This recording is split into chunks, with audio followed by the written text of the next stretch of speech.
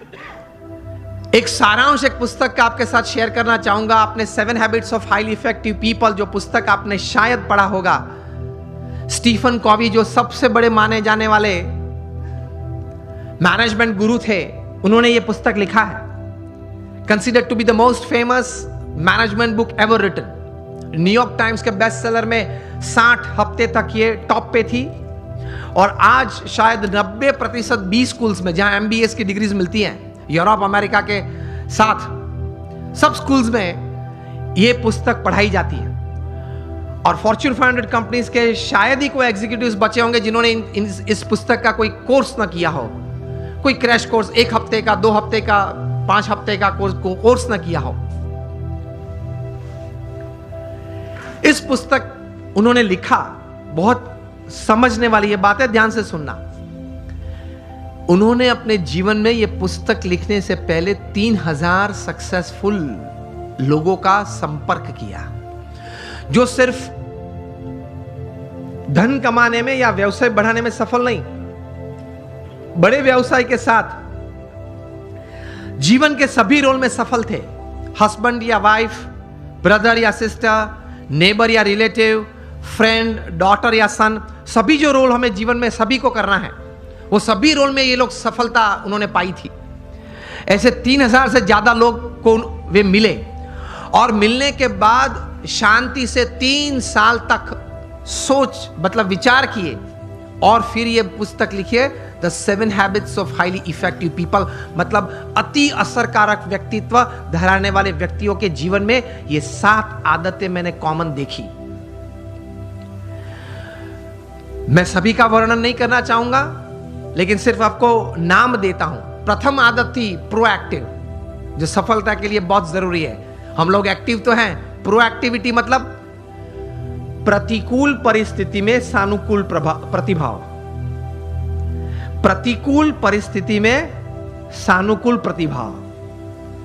आपके घर में आपके मन के मुताबिक बात नहीं बनी, फिर भी आप सबको साथ देना चाहते हो।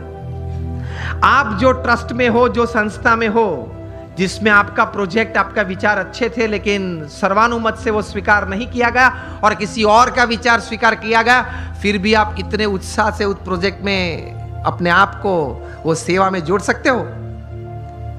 ये बोलते हैं प्रतिकूल परिस्थिति में सानुकूल प्रतिभाव। आपका किसी ने अपमान किया,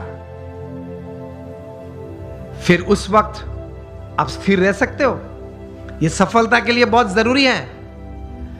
कोई बड़ी आपत्ति आपके जीवन में आ गई, a setback, a failure is part of life, लेकिन उस वक्त आप स्थिर रहे। आपने जो विचार या उस वक्त जो एक्शंस बताए वो नीति नियम के अनुसार थे या गैर रीति में आप चले गए। प्रतिकूल परिस्थिति में सानुकूल प्रतिभाव। किसी ने चांटा मारा, फिर भी आप हंस रहे हैं, हंस सकते हैं। To keep yourself stable is the first important aspect. प्रतिकूल परिस्थिति में सानुकूल प्रतिभाव। दूसरी बात लिखते हैं, begin with the end in mind. जो भी आप करना चाहते हैं तो उसका अंतिम परिणाम आप क्या चाहते हैं वो आप अभी से सोच लें, और अंतिम नतीजा शायद क्या भी आ सकता है वो भी आप तैयार कर लें। तीसरी बात लिखिए, putting first things first, priority. चौथी बात लिखिए, थिंक विन विन। आप भी जीते, मैं भी जीतूं। आप भी पैसा कमाए, मैं भी कमाऊं। आप भी सुखी हो, मैं भी सुखी हूं। क्योंकि ये नेट का जमाना है, एज ऑफ इंफॉर्मेशन है, क्वालिटी कंट्रोल का जमाना है। आप किसी व्यक्ति या किसी कलीग के साथ 1 बार 2 बार चीटिंग कर पाओगे, तीसरी और चौथी बार नहीं। यस और नो? Think win win. मैं जिसके साथ धंधा करता हूं वो भी जीते, मैं भी जीतूं। वो भी सुखी हो, मैं भी सुखी हूं, दोनों कमाए। 5वीं बात लिखी थी, seek first to understand and then to be understood. ये मिलियनर यूथ समृद्ध जीवन के लिए ये आदत बहुत जरूरी है। Seek first to understand and then to be understood. आप पहले वो व्यक्ति को समझने का प्रयत्न करें, फिर वो व्यक्ति मुझे समझे, ऐसी अपेक्षा रखे। हमारी बात ये होती है कि देख तू मेरा सुन, पहले तू मेरी बात सुन। ये स्टीफन कॉवी लिखते हैं, ये 3000 सक्सेसफुल पीपल के जीवन में ये आदत थी। पहले वे सामने वाले व्यक्ति को शांति से सुनते थे। कभी हम सुनते हैं तो उसके पीछे हमारा विचार ये रहता है कि इसको उत्तर क्या दूं। उत्तर देने के लिए मत सुनना। स्टीफन कॉवी लिखते हैं एम्फैटिक लिसनिंग, समझने के लिए सुनना।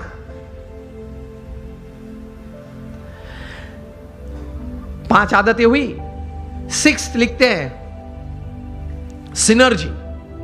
एनर्जी तो हम सब समझते हैं, मतलब आगे ऐसा लगता है। सिनर्जी मतलब 2 या 2 से ज्यादा व्यक्ति जब साथ में आते हैं, कुछ काम करने का निर्णय लेते हैं, काम करना शुरू करते हैं, मतभेद हो जाते हैं, कभी मनभेद भी हो जाते हैं, फिर भी साथ रहने का निश्चय करते हैं, साथ रहते हैं और चर्चा करते हैं, कॉमन मिनिमम प्रोग्राम डिसाइड करते हैं, कॉमन मिनिमम प्रोग्राम के लिए अपनी एनर्जी रिसोर्सेज अंदर डालते हैं, एक परिणाम पैदा करते हैं और परिणाम का आनंद लेते हैं। उसी आनंद में दूसरा काम करने का तैयार करते हैं, उसको सिनर्जी बोलते हैं। ये सिनर्जी के साथ काम करना वो आपको समृद्ध बनाएगा। लेकिन हमारी विचारधारा और आदत ऐसी है, 1 इंडियन इक्वल टू 3 जापानीज। एक भारतीय, उसमें इतनी ताकत होती है, 3 जापानीज जो काम कर सकते वो एक भारतीय कर सकता है। 1 Indian equal to 3 Japanese, 2 Indians equal to 1 Japanese. अब पता चला, जब 2 भारतीय साथ में आते हैं ना, तब सम टूटता है। मेरे हिसाब से करना है, वो बोले मेरे हिसाब से करना है, तो फिर दोनों की शक्ति साथ में आती है तो भी कितनी बन जाती है? एक जापानीज जैसी। And 3 Indians equal to 0। 3 साथ में आ जाते हैं तो 0 बन जाता है। मुझे तो अभी कहा गया कि सब यहां जो आपकी टीम है जीतो की और ये ऑर्गेनाइजेशन के, सब कई बार बात करते थे, सब जब पीछे बैठे थे, बहुत सम से बहुत अच्छी टीम बनी है और बहुत अच्छा कार्य कर रहे हैं। बोल रहे थे कि सब यहां देने आए हैं, निस्वार्थ भाव से सेवा करने आए हैं। तो ये एक भावना है तो ही इतना बड़ा काम होता है, वरना कैसे होता है।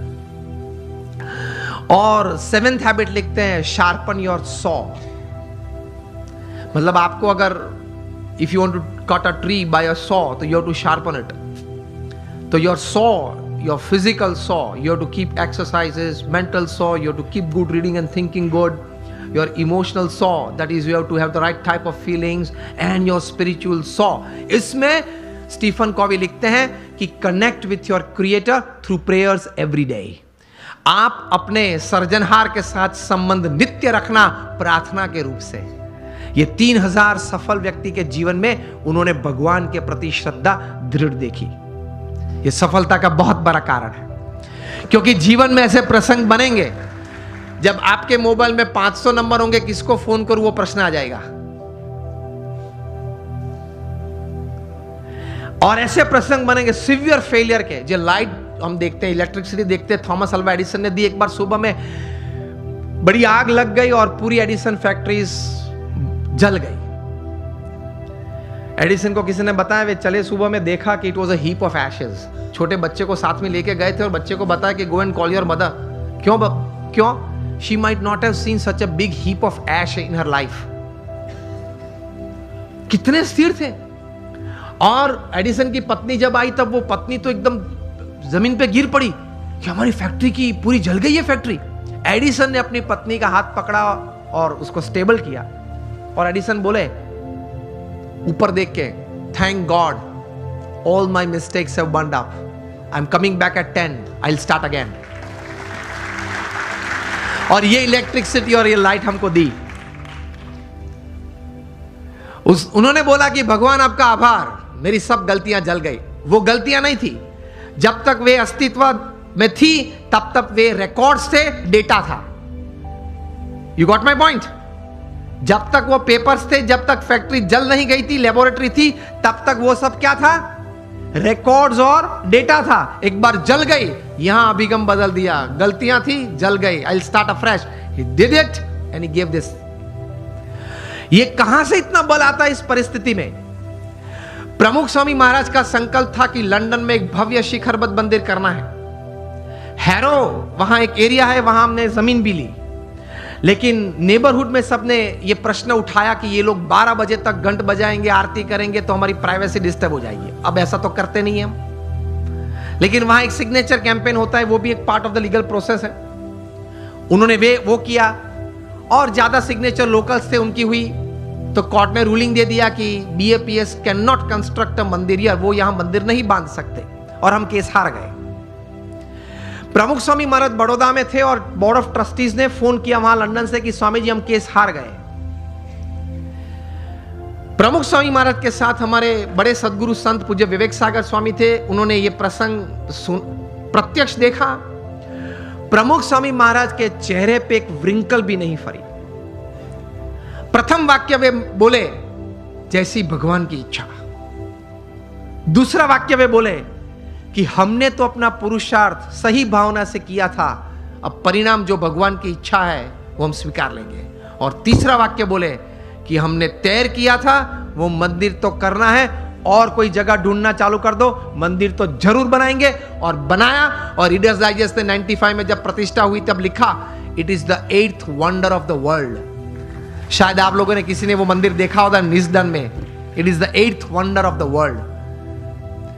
तो ऐसे महापुरुषों के जीवन में से ये बात सफलता के लिए सीखनी है। जब सेटबैक आए जीवन में, कोई फेलियर आए, कोई ऐसी परिस्थिति खड़ी हो जाए, तब ये इंट्रोस्पेक्शन करना कि मैंने अपनी बुद्धि के अनुसार पूरा पुरुषार्थ किया था, हां, तो अब भगवान की इच्छा, जो परिणाम आए वो मुझे स्वीकार है, लेकिन अब जो परिस्थिति है उससे बाहर निकलना है, और जो तैर किया वो करना तो है ही। स्टीव जॉब्स को भी एप्पल में से निकाला गया था, पिक्सर चालू किया था, वापस एप्पल में लिया, और वापस वहां से बोर्ड में आए, वहां से CEO बने, और क्या कुछ नहीं दिया। आईफोन दिया, आईपैड दिया, आईपॉड दिया, आईक्लाउड दिया। It is a $1400 billion revenue company which is more than the GDP of 90% of the nations upon this earth. और हर सेकंड में 11 आईफोन बिकते हैं, और जितने पृथ्वी पे आईफोन बिके हैं वो सब आप एक जगह पे इकट्ठा कर दो तो it will be higher than the Eiffel Tower in Paris.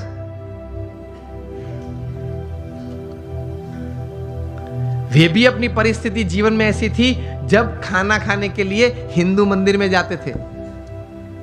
Steve jobs, यही नाम का जीवन चरित्र उनके बचपन के मित्र एरिक्सन और निक बिल्टन ने लिखा है, उसमें यह बात लिखी है। तो ऐसी परिस्थिति आ जाए जब स्थिर रहना, स्वीकार लेना, भगवान में श्रद्धा रखना, थोड़ा आत्मविश्वास रखना, थोड़ा समय जाने देना, पुरुषार्थ करते रहना, बाहर निकल आते हैं। लोग बाहर निकल आते हैं। ऐसे you become a millionaire youth, आप एक समृद्ध व्यक्ति बन सकते हैं।